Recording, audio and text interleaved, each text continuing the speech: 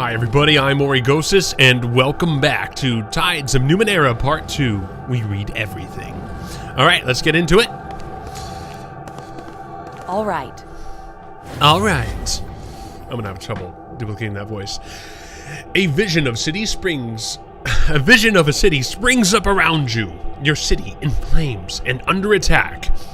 Her defenders have fought and died all day, and still the attackers keep coming. They fight as if your destruction were demanded of them. They care nothing for mercy, surrender, or plunder. What they want is blood. But you have brought a keen-eyed companion to the top of the tower. She has seen the way to stop the invaders. You need to get her to safety, and you need to rally your defenders. But even as you turn toward the door of the tower, two of the attackers descend from a hovering machine. You don't have time to strike at them before they land. One is brutishly large, his weapon a vibrating axe. The other is slim, sheathed in glassy armor, and holding a hilt with a sizzling invisible blade. Your companion backs away. She's too young to help. Your enemies advance single file, confined by the parapet. Alright, let's see what our options are. Trade blows with the giant. You can handle it, for at least a strike or two. Duck under the giant's swing and attack before he can strike. Fight defensively and figure out who presents the greater threat. I'm liking the duck under the legs idea personally. Trade blows with the giant. You can handle it. Fight defensively sounds good too. I'm going to go with the defensive maneuver and see what we get here. The memory seems crystal clear. The giant is menacing, it's true, but the invisible blade of his companion is more worrisome still. The energy field that flickers and wavers around it suggests that she can carve matter at the molecular level, tearing pieces of her target into nothingness. If you are to save yourself, your best bet is to tackle her first. She's stuck behind the giant, waiting her turn to attack you, unable to bring her weapon to bear until he's out of the way. But it's clear that she expects him to handle you, and her eyes rove behind you, her focus on your ward. She's certainly not expecting you to dive between the giant's legs and come up inside her guard. She can't bring her blade to bear in time, and you drive your dagger up under her chin. You catch her before her deadly blade drops onto you and spin her around. The weapon slashes into the giant and he topples, bisected.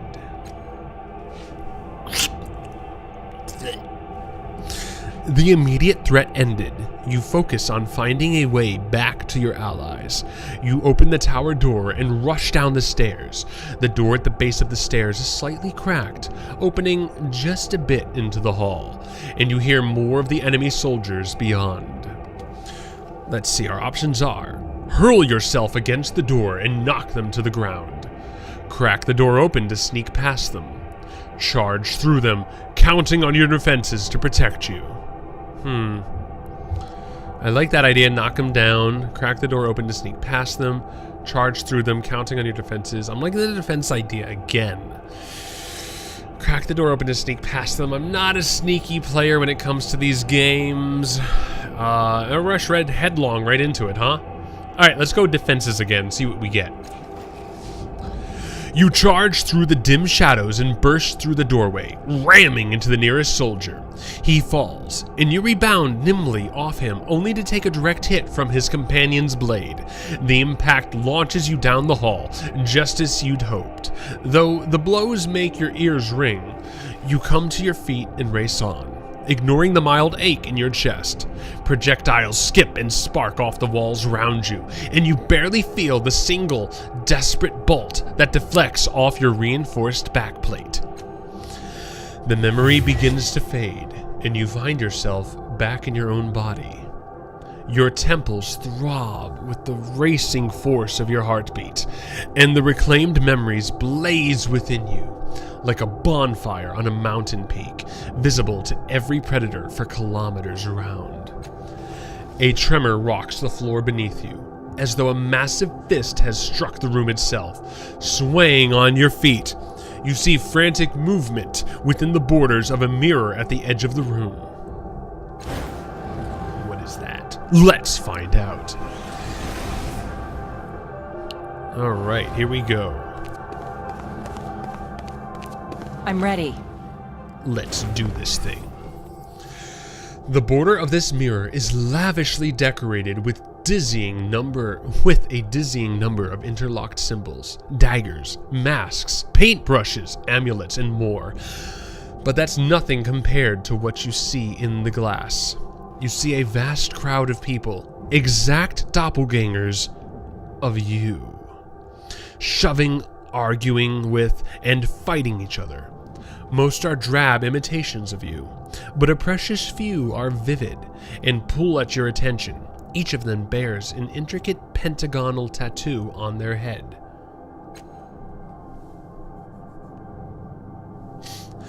In their eyes, their actions, you see the memories you discovered within the orbs and the choices you made shining like distant stars. Your hand twitches at your side, and though some of the bright doppelgangers ignore you, an even smaller number immediately turn to you, waiting for you to choose them and learn what you might become. A rumble shakes the room, and a slow vibration spreads from the darkness below, rippling towards the ceiling. Point at the doppelganger observing all the others. Step away from the mirror. I like that idea. You. What are you doing?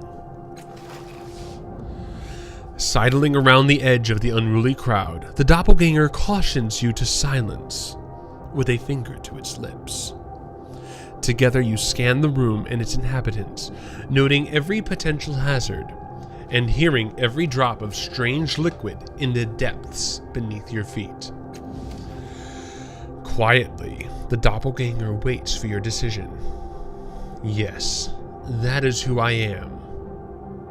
Or, I want to consider other choices. No, I like this one. That is who I am. The remaining doppelgangers scatter for the edges of the mirror and vanish. Your chosen identity steps forward.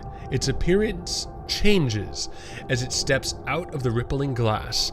Its face exudes intelligence and confidence. Shadows of several devices shimmer all around it. Technology of several kinds, from a myriad of past ages. You get the feeling you would be comfortable with all of it. The word nano sounds in your mind. Gained descriptor, observant. Your doppelganger continues walking, stepping into you, feeling you, filling you, making you whole. Your decision rings out into the cavernous room, awakening and unlocking vast mechanisms behind the walls. Suddenly, a grotesque noise rings through your shared worlds, like a bell of bells could rot. Something is coming. The mirror fades, leaving a dark, open doorway. You take a deep breath and step through. Welcome to character creation. Your choices in the memories and the mirror have begun to build your character, but now you have the opportunity to decide on a number of details. First, you can decide to change your type. Type defines the abilities and skills you'll be able to acquire as you advance. Okay, so let's take a really quick look here. We know we're going to go with Nano, so I'm only going to read off the Nano stuff, and we're going to get through character creation and get into the game. I don't want to spend a lot of time here. I want to read everything, but I also feel that going through every little detail of creation could be a bit of a slog. So we're just going to read everything we have by default, get out of creation, and get into the game. And then I can certainly come back and record a bonus thing if to go through every little bit that there is to go through. So we're gonna read everything Nano, everything by default, and then continue. Glaive, Jack, and Nano. Nanos are sometimes called mages, wizards, sorcerers, or witches by the people of the Ninth World. Whatever they're called, nanos master the mysteries of the past to the degree that they seem to perform miracles using esoteries, spell-like invocations that combine gestures, command words, and psychic disciplines. They tap into nanospirits, numinous particles that suffuse the landscape to alter reality or learn things they couldn't otherwise know. Okay? Next. Stat pools are the resources you use to apply effort or activate abilities. You can distribute points as you see fit.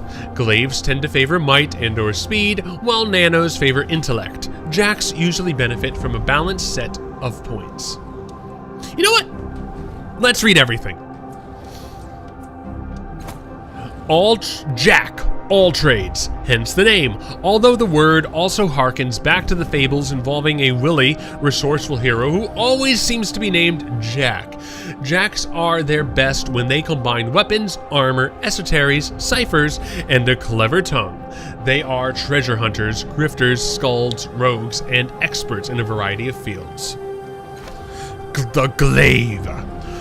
Weapons and armor to fight. Wait! There was more stuff up there, wasn't there? Jacks are intrepid explorers and adventurers. They are jacks of all trades. That's why that sentence didn't make sense. Glaives are the elite warriors of the Ninth World, using weapons and armor to fight their enemies. Scouts, guardians, warlords, and soldiers could be glaives. Most glaives have either a high might and use the heaviest armor and weapons available, or a high speed and stick with light or ranged weapons and light or medium armor. Alright, nano, moving on. Alright, we got might, speed, and intellect. Might. Stat pools. Might, speed, and intellect are resources you can use to spend to activate abilities to increase your chance of success in any task with effort. Stat pools can be refilled by using items or sleeping. Might represents the character's physical strength and resilience. Each point of might also increases health by 1. Speed represents the character's dexterity and reaction times. Every 2 points in speed also increases evasion by 5%. Intellect represents the character's mental prowess, willpower, and personality. Every 2 points in intellect also increases willpower by 5%. Alright, so we have 2 points to spend. Intellect is already high. We're going to make it higher. And we're going to raise our might. Alright, next. Abilities unlocked by your type can be active actions, such as attacks or spell-like esoteries, or unique passive effects. Okay, let's see here. Scan thoughts. The surface thoughts of most people or creatures you speak with appear in conversations. While speaking with the inhabitants of the Ninth World, you will sometimes hear their thoughts. This is often helpful, though rarely appreciated. So that could run into problems. Innervate. Alright, removes all negative fettles, excludes flanked and that's a lot of details. We're not going to go over all the details in the attack stuff. Channel a subtle esotery through the body of an ally, purging most negative effects from them and healing their wounds. So it's a cleanse and a heal at once, it sounds like. Quantum step. Let's see. Teleport one ally to a point within range.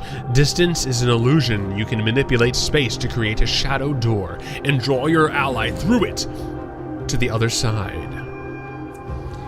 Alright, resourceful. Gain +1 training level and cipher use skill. Allows you to carry additional ciphers. Oh, I don't know what those are. You know how to handle your ciphers and how to store them properly. Adaptation. Surround your allies with a cloud of nanospirits that will defend them against damage. Okay, so we have a damage buff, we have a teleport, and we have a heal/cleanse as this. So it sounds like I'm pretty a support. 2 points remaining. So am I selecting one of these? It sounds like it. I like the heal.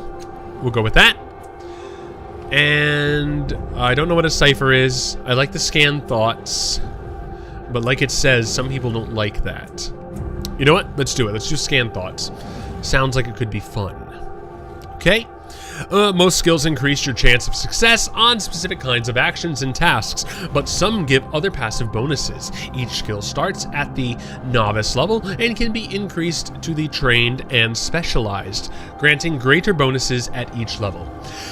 Descriptors often leave some skills at the inability level, meaning they inflict penalties when period.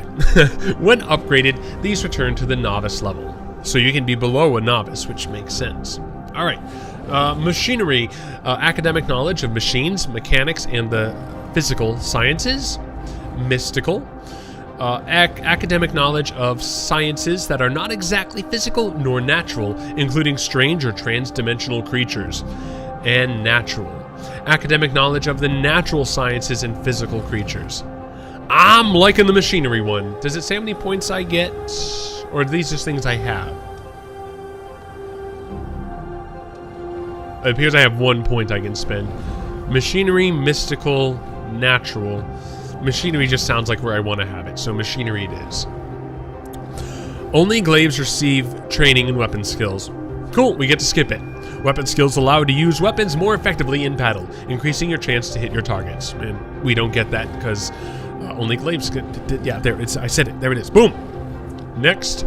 Although you chose your descriptor from among the many doppelgangers in the mirror, you now have the chance to view the specific bonuses and penalties it grants. You can also examine the effects of other descriptors and choose a new one if you wish, which, no, we're not going to change it. Observant, so we're sticking with observant. You pay attention to the smallest details, noticing clues that others often miss. All right. And next. Are you sure you wish to proceed? This is your last chance to change the last cast-off's character type or descriptor. Oh, maybe I should read everything here. There's not too much. Cautious, you're careful and meticulous, always aware of your surroundings. Charming, you are smooth. You are a smooth talker and a charmer. I need some of that. Able to convince others to see things your way. Clever. You are quick-witted and a good judge of others. You can fool people, but are rarely fooled yourself. You're not great at retaining trivial knowledge, however. That's kind of me, kind of not me. A little bit not graceful. You are quick, lithe, and dexterous, able to move with grace and beauty. Nope, not me. Intelligent. You have a sharp memory and can grasp concepts that others struggles with. Not a good memory, but I can grasp concepts, so not me either. Though you have a tendency toward distraction. Ah, that's me. Learn. You are studious and know a great deal of information about many things. You have few social graces, however. Oh dear.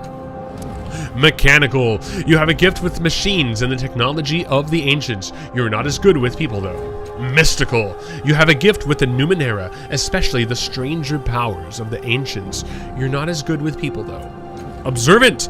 You pay attention to the smallest details, noticing clues that others often miss. Rugged. You love nature and pitting your wits against the elements. You are tough, as befits a life in the wild. People and machines are something of a mystery, though. Slick. You're a fast talker and a fast thinker. You're not the toughest around, but you can usually manipulate situations such that you don't need to be. But you can usually manipulate situations such that you don't need to be. Oh, that you don't need to be tough. Got it. Stealthy. You are sneaky and slippery, both in actions and words. You gain advantage through stealth rather than speed. Strong. You are physically powerful and have a presence to match. You aren't extremely deft or clever, though. Strong-willed. You are willful, headstrong, and independent. You know that self-confidence is more important than facts. I don't like that. Swift.